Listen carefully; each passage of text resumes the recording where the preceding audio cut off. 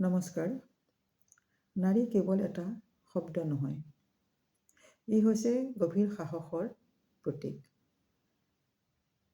নাৰী শক্তি সবল হ'লেহে সমাজ সবলীকৃত হয়। নাৰী শক্তি মহান শক্তি। নাৰী কৰুণাময়ী, দয়া, সহনশীল, ধৈৰ্যশীল, মমতাময়ী, ত্যাগী, বিভিন্ন গুণৰ অধিকাৰিণী হয়। আৰু কেতিয়াবা সেই একেগৰাকী নাৰীয়ে দুৰ্গা ৰূপ ধাৰণ কৰি সংকটৰ সময়ত নিজৰ আত্মবিশ্বাস, নিজৰ বাহুবল আৰু নিজৰ বুদ্ধিৰে পুৰুষকো চেৰ পেলাই শীৰ্ষ স্থান দখল কৰিবলৈ সক্ষম হৈছে। তেনে ৩০ গৰাকী নাৰীৰ বিষয়ে লিখি এখন গ্ৰন্থ উলিয়াইছে নিশা ভূঞাই। গ্ৰন্থখন হৈছে অগ্নিস্নাতা মহীয়সী। প্ৰকাশক JS পাব্লিকেশ্যনছ। মূল্য 220 টকা, পৃষ্ঠা 152। ইয়াত লেখিকাগৰাকীয়ে ভাৰতৰ বিভিন্ন প্ৰান্তৰ ৩০ গৰাকী নাৰীৰ জীৱন গাথা লিখি উলিয়াইছে।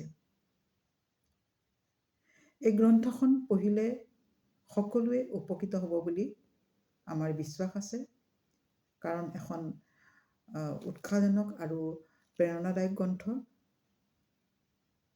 আমাৰ সমাজত এতিয়াও এনে কিছু পুৰুষ বা নাৰী আছে যিসকলৰ প্ৰতিভা নিজৰ মাজতে সামৰি ৰাখিছে। কেতিয়াবা হয়তো তেওঁ দুৰ্বলৰ কাৰণে বাহিৰলৈ ওলাই আহিব পৰা নাই, বা আত্মবিশ্বাসৰ কম, বা জ্ঞানৰ কম।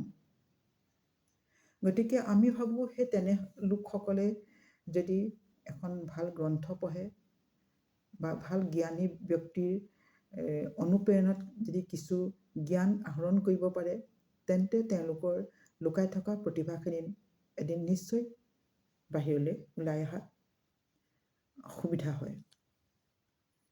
গতিকে আশা ৰাখিছোঁ এই ৩০ গৰাকী যি মহীয়সী নাৰী, তেওঁলোকৰ জীৱনত যিখিনি বাধা বিঘিনি ধুমুহা অতিক্ৰম কৰি আহি শীৰ্ষ স্থানত ভোটাতৰা হৈ জিলিকি আছে।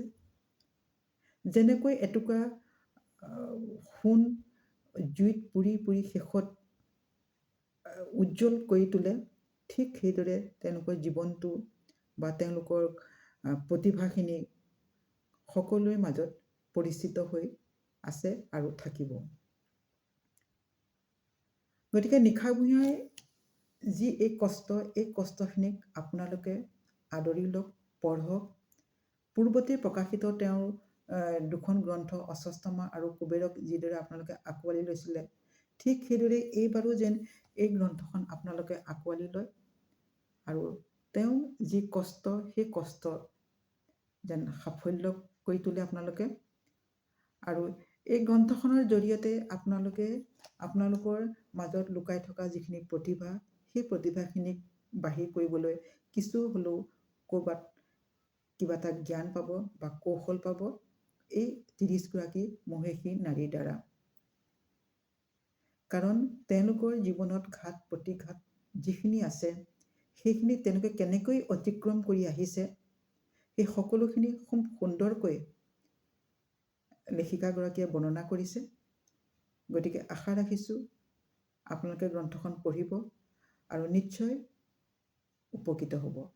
ধন্যবাদ।